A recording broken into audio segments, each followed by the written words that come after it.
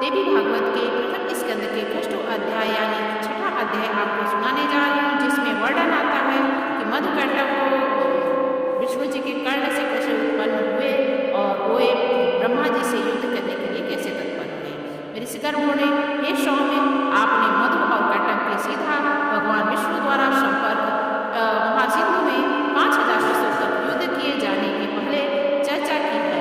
महावीर संपन्न किसी से भी पराभूत न होने के कारण तथा देवताओं से भी अपराजय वे दोनों दानव उस अकावर्ण के जल में किस प्रकार प्रादुर्भूत हुए, वे असुर क्यों उत्पन्न हुए तथा भगवान द्वारा उनका वध क्यों किया गया। हे महामते, आप यह परम अद्भुत आख्यान हमको सुनाइए। हम लोग यह कथा सुनने को इच्छुक हैं और आप अति प्रसिद्ध वक्ता हैं। हमारा और आपका यह संपर्क दयोग से ही हुआ है। मूर्ख के साथ स्थापित किया गया संपर्क विष के समान अनिष्टकारक होता है और इससे विपरीत विद्वानों का संपर्क पीयूष के समान तुल्य होता है। पशु की जीवन यापन करने के भी, आहार ग्रहण करने के भी मलमूत्र विसर्जन करते हैं और वे विषाक्त होकर के विषयासक्त होकर के इंद्रिय जन्य सुख को अनुभूति करते हुए, किंतु उसमें अच्छे बुरे का लेश मात्र भी ज्ञान नहीं होता है तथा वे मोक्ष की प्राप्ति कराने वाले विवेक से भी रहित होते हैं। अतएव उत्तम बातों को सुनने में जो लोग श्रद्धा भाव नहीं रखते, उन्हें पशु तुल्य ही समझना चाहिए। मृग आदि बहुत से पशु हैं जो कि सुख का अनुभव करते हैं और कारणविहीन सर्प भी ध्वनि सुन करके मुक्त हो जाता है। पांचों ज्ञानेन्द्रियों में त्रिवडेन्द्रिय तथा ज्ञानेन्द्रिय दर्शने दोनों ही सुख होते हैं, क्योंकि सुनने से वस्तुओं का ज्ञान होता है और देखने से मनोरंजन होता है। हे महाभाग, विद्वानों को निर्धारित करके कहा है कि सात्विक, राजस तथा तामस वेदानुसार श्रवण 3 प्रकार का होता है। वेद शास्त्र आदि श्रवण, सात्विक साहित्य श्रवण, राजस तथा युद्ध संबंधी बातें एवं दूसरों की निंदा का श्रवण तामस माना गया है। प्रज्ञावान पंडितों द्वारा सात्विक श्रवण के भी उत्तम, मध्यम तथा अधम ये 3 प्रकार के बताए गए हैं। उत्तम श्रवण मोक्ष की प्राप्ति कराने वाला होता है, मध्यम श्रवण स्वर्ग देने वाला होता है तथा अधम श्रवण भोगों को उपलब्धि कराने वाला होता है।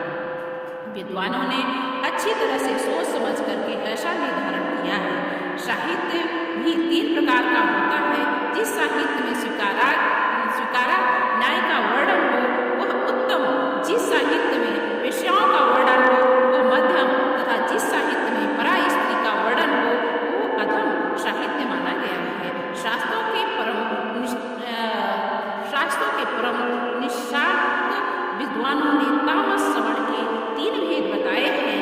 जिस पापाचारी के संहार से संबंधित युद्ध वर्ण का वो श्रवण उत्तम, कौरव पांडवों के तरह द्वेष के कारण शत्रुता में युद्ध वर्णन का श्रवण मध्यम तथा अकारण विषाद तथा कलह से हुए युद्ध के वर्णन का श्रवण अधम कहा गया है। हे महामते, इसमें पुराणों के श्रवण को भी प्रधानता मानी गई है, क्योंकि इसमें श्रवण से बुद्धि का विकास होता है, पुण्य प्राप्त होता है और समस्त पाप नष्ट हो जाते हैं। अतएव हे महामते, पूर्व काल में देवामन महर्षि व्यास से सुनी हुई समस्त कामनाओं की सिद्धि करने वाली परम पवित्र पौराणिक कथा कहिए। सूत जी बोले, हे महाभाग, इस पृथ्वी लोक में आप लोग धन्य हैं और मैं भी धन्य हूँ, क्योंकि आप लोगों को कथा श्रवण के प्रति, मुझ में कथा वाचन के प्रति विवेक जागृत हुआ है। पूर्व काल में प्रलयावस्था में तब तीनों लोग महाजल राशि में विलीन हो गए और देवाधिदेव भगवान विष्णु शेष शैया पर सो गए। तब विष्णु के कानों की मैल से मधुकंटक नामक 2 दानव उत्पन्न हुए। वे महाबली दैत्य इस महाभाग में बढ़ने लगे।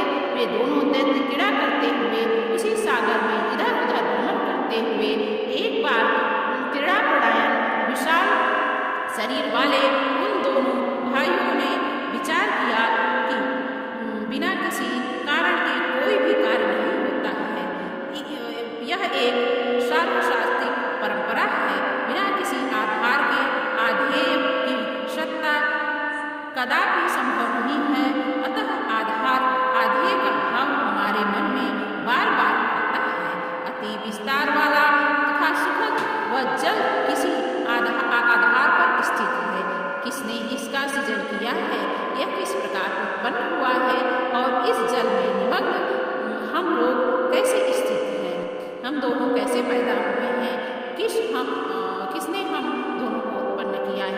हमारे माता पिता कौन हैं, इस बात का कोई ज्ञान हम दोनों को नहीं है। सूत जी बोले, इस प्रकार चिंतन करते हुए वे किसी निश्चय पर नहीं पहुंचे। तब कट्टप ने जल के भीतर अपने पास स्थित मधु से कहा।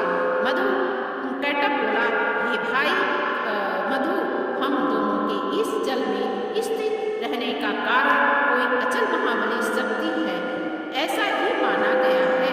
उसी से समुद्र का संपूर्ण जल व्याप्त है और उसी शक्ति के आधार पर यह जल टिका हुआ है कि पर देवी हम दोनों की स्थिति का यही कारण है। इस प्रकार विविध चिंतन करते हुए वे दोनों दानव व जब अचेत हुए तब उन्हें आकाश में अत्यंत मनोहारी वाग्देवी स्वरूप ये वाणी सुनाई पड़ी। उसे सुन करके उन दोनों ने सम्यक रूप से हृदय गम्य कर लिया और वे उसका दृढ़ अभ्यास करने लगे। तदंतर उन्हें आकाश में कांपती हुई विद्युत दिखाई पड़ी।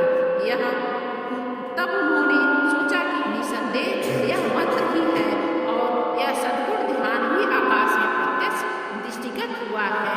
तदंतर में दोनों दैत्य आहार का परित्याग करके इंद्रियों का आत्म नियंत्रण करके उसी विद्युत ज्योति में मन केंद्रित किए हुए समाधिस्थ भाव से जब ध्यान करने में लीन हो गए। जब इस प्रकार दोनों ने 1000 वर्षों तक कठोर तपस्या की, जिससे वे परापराग शक्ति उन दोनों में अतिशय प्रसन्न हो गई। घोर तपस्या के लिए उन्होंने निश्चय निर्णय किया कि दोनों दानों को अत्यंत परिश्रांत देख करके उनके ऊपर कृपा निमित्त यह आकाशवाणी हुई। हे दैत्यों, तुम दोनों की कठोर तपस्या में मैं परम प्रसन्न हूँ, अतएव तुम दोनों अपना मनोवांछित वरदान मांगो, मैं अवश्य ही दूंगी। सूत जी बोले, तदंतर उस आकाशवाणी को सुनकर के उन दानवों ने कहा, हे देवी, हमारी मृत्यु हमारे इच्छानुसार हो। हे सुब्रते, हमें आप यही वरदान दीजिए। वाणी ने कहा, हे दैत्यों, मेरी कृपा से अब तुम दोनों अपनी इच्छा से मृत्यु को प्राप्त हो जाओ। दानव और देवताओं को भी तुम दोनों भाइयों को पराजित नहीं कर सकेंगे, इसमें कोई संदेह नहीं है। सूत जी बोले, भगवती से ऐसा वरदान प्राप्त कर वे दोनों दैत्य मदोन्नत होकर के इस महासागर में जल जीव के साथ क्रीड़ा तत्पर हो गए।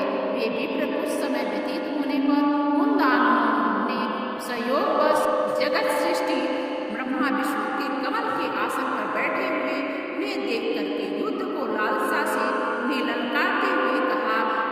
दोनों महाबली दैत्य प्रसन्न हो उठे और कहा, ब्रह्मा जी से बोले, हे सुब्रत, आप हम लोगों के साथ युद्ध कीजिए, अन्यथा यह पदासन छोड़ करके आप अविलंब जहाँ जाना चाहें वहाँ जाइए।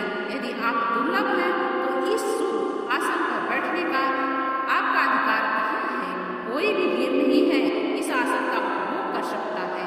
आप कायर हैं, अतः अतिशीघ्र इस आसन को छोड़ दीजिए। उन दोनों दैत्यों की इस बात सुनकर के प्रजापति ब्रह्मा चिंता में पड़ गए। तब उन दोनों महाबली वीरों को देख करके ब्रह्मा जी चिंता को उठे और मन ही मन सोचने लगे और कहा कि मुझ जैसा तपस्वी इनका क्या कर सकता है। यह तो था श्रीमद् देवी भागवत का